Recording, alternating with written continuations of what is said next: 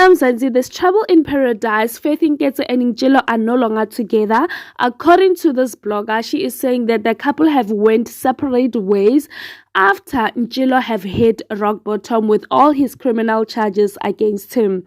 Now, Zanzi, keep note that Faith Nketsi does not have that Range Rover that she was surprised with during her reality show of Her Faith by Njilo. So South Africa would have thought that, you know what, Faith Nketsi has finally found the one, she has found love, but at this case, it looks like love is not enough to survive, because why would she go back to hosting, And she's been hosting every weekend, and we all know that her child is still a toddler.